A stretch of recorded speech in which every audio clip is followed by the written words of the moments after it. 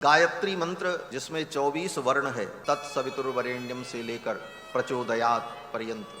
गायत्री मंत्र की ही व्याख्या श्रीमद् वाल्मीकि रामायण, एक एक अक्षर की व्याख्या के लिए महर्षि वाल्मीकि ने एक एक हजार श्लोक की रचना की। इसीलिए रामायण में 24,000 श्लोक। और गायत्री त से प्रारंभ होती है। तत्सवितुर्वरेण्यम, भूर्भुवः स्वः से नहीं, वो तो व्याहृति है। ओम भूः, ओम भुवः, ओम स्वः, ये तीन व्याहृति है। तीनों को जब एक साथ उच्चारण किया जाता है तो ओम भूर्भुवः स्वः ऐसा हो जाता है। विसर्ग को र हो करके और फिर वो र ऊपर चला जाता है तो भूर्भुवः स्वः ऐसा उच्चारण होता है। लेकिन मूलतः वो तीन व्याहृतियां अलग अलग हैं, भूः, भुवः, स्वः। और इसके बाद चार व्याहृति और भी। इन तीन को, उन चार को मिलाने पर सात व्याहृतियां होती हैं। ओम भूः, ओम भुवः, ओम स्वः, ओम महः, ओम जनः, ओम तपः, ओम सत्यम। लेकिन गायत्री मंत्र, बोले गायत्री मंत्र तो तत्सवितुर से प्रारंभ होता है। जप करते समय गायत्री में व्याहृति को लगा करके ही जप किया जाता है, इसलिए ओम भूर्भुवः स्वः ऐसा बोलकर तब गायत्री का पाठ होता है। अब गायत्री की चर्चा आ गई तो दो चार महत्वपूर्ण बात इस संदर्भ में भी कह दें। पहली बात तो गायत्री मंत्र का जोर से उच्चारण नहीं करना चाहिए। ये तो बताने के लिए मैंने केवल गायत्री मंत्र के एक पद को, आगे वाले पद को बोला और अंतिम पद को बोला। पूरा मंत्र बोल नहीं सकते माइक से, विधि नहीं। आजकल लोग माइक में गायत्री मंत्र पढ़ रहे हैं। गायत्री मंत्र का ऑडियो लगा करके कीर्तन सुन रहे हैं, घर में बज रहा है तबला हारमोनियम पर। गायत्री मंत्र के विषय में जो शास्त्र में लिखा है, गायत्री मंत्र का उच्चारण करते समय, जप करते समय ओंठ भी नहीं हिलना चाहिए, दांत दिखना नहीं चाहिए। दांत पर दांत सटा हो, ओंठ पर ओंठ सटा हो और मन में गायत्री मंत्र चले। दंतान्नैव प्रकाशयेत, महर्षि याज्ञवल्क्य अपनी स्मृति में कहते हैं कि दंतान्नैव प्रकाशयेत, दांत दिखना नहीं चाहिए। और गायत्री मंत्र बहुत शक्ति संपन्न और महत्वपूर्ण मंत्र वेद का है। गायत्री वेद माता है, संपूर्ण वेद गायत्री मंत्र में ही प्रतिष्ठित है। जैसे बीज के अंदर पूरा वृक्ष रहता है, एक इतना छोटा बीज है तो उस बीज के अंदर क्या है, बोले उसके अंदर बहुत बड़ा पेड़ छिपा हुआ है जो दिखता नहीं। उसे आप मिट्टी में डाल करके, पानी डाल करके धूप दो, थोड़ा धूप मिल जाए, प्रकाश मिले, चंद्रमा की किरणें मिले तो धीरे धीरे वो पेड़ निकलने लगता है। वो कहां से आया, कहां था, बोले मिट्टी में था। बोले मिट्टी में था तो पहले क्यों नहीं निकला? कहां से निकला? बोले उसी बीज के अंदर से ही सब निकल रहा है। क्यों? बोले उसमें एक महान वृक्ष उसके गर्भ में विराजमान।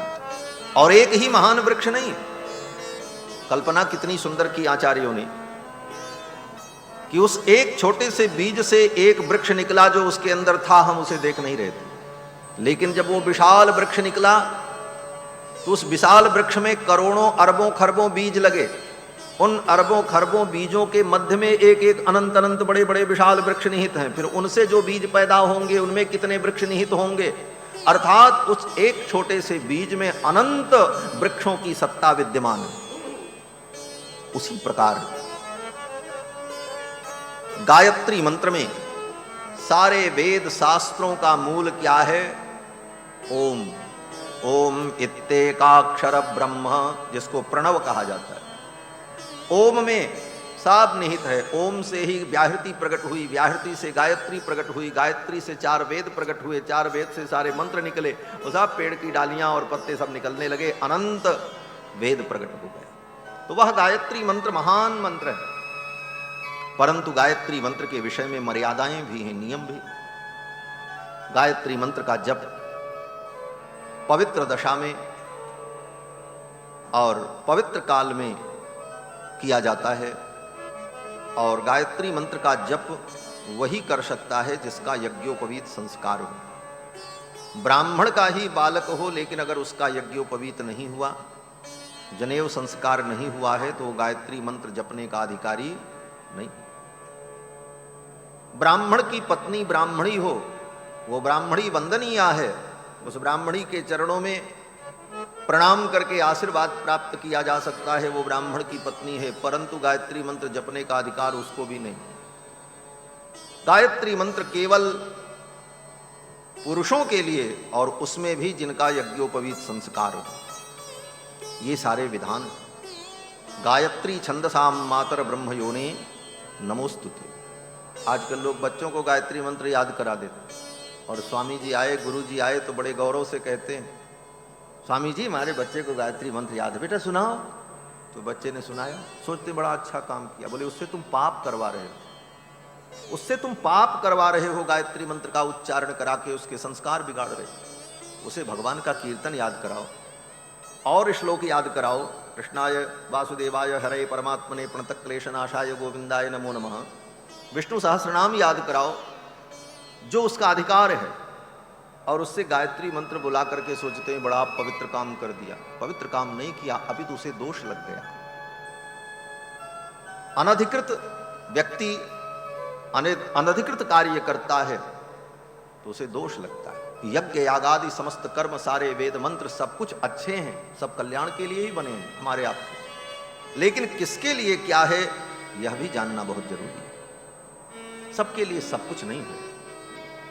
हर मंत्र के, हर विधान के अलग अलग अधिकारी हैं, और अपने अपने अधिकार के अनुकूल उनका उपयोग करना, यही धर्म की एक व्यवस्था है।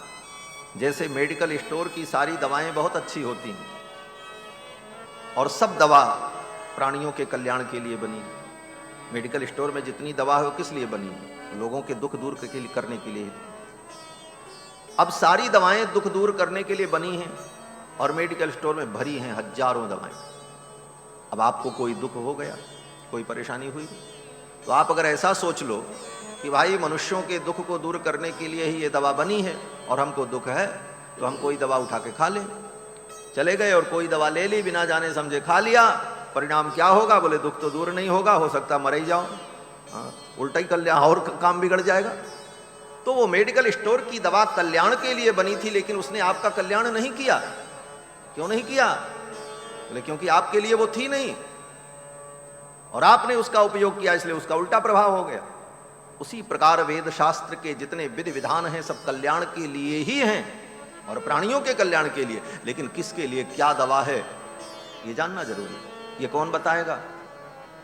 बोले आपको कोई कष्ट हो तो पहले किसी डॉक्टर के पास जाओ। डॉक्टर आपकी नब्ज देखेगा, आपके शरीर की स्थिति को देखेगा, और तब आपके लिए वो तय कर देगा कि आपको ये दवा खानी है और इसका इतना डोज लेना, इससे ज्यादा नहीं, इससे कम नहीं। और वो नियम निर्धारण करेगा, उसके साथ साथ अनुपान बताएगा, क्या लेना है क्या नहीं लेना है, क्या खाना है क्या नहीं खाना है।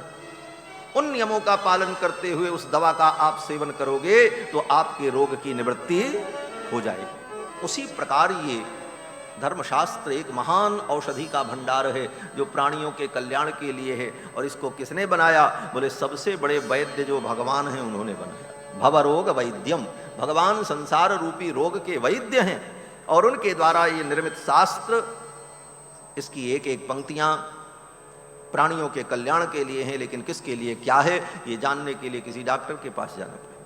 डॉक्टर का मतलब आचार्य, संत, गुरु, किसी ज्ञानी के पास जाकर के जब हम उसे पूछेंगे, उससे जानेंगे, और वो जितना बताएगा हम उतना करने लग जाएंगे, तो हमारा कल्याण हो जाएगा। इसीलिए संसार में गुरु की आवश्यकता होती है।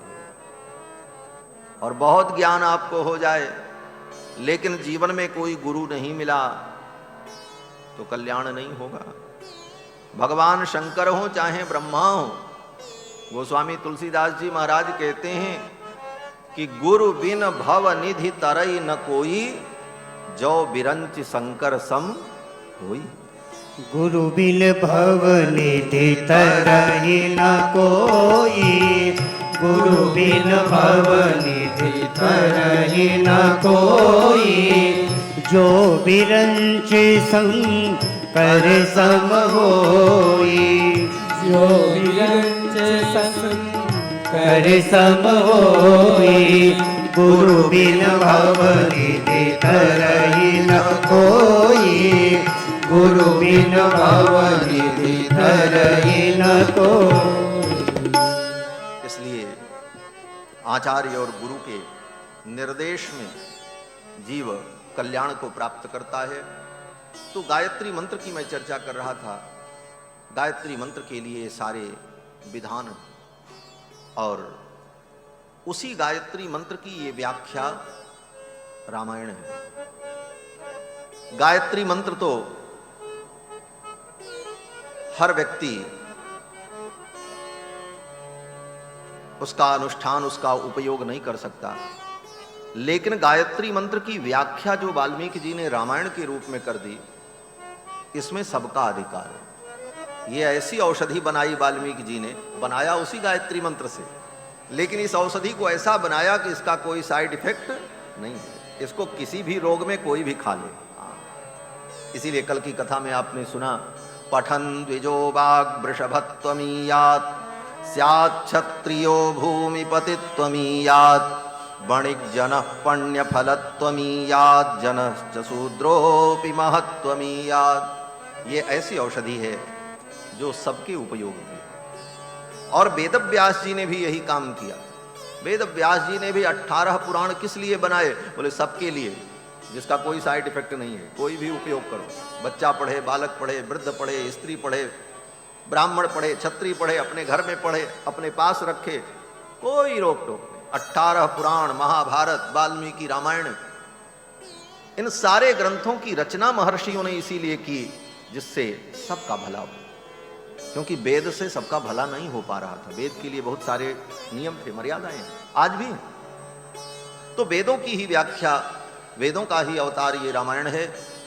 और राम जी के पावन चरित्र को आप सभी लोग श्रवण कर रहे हैं।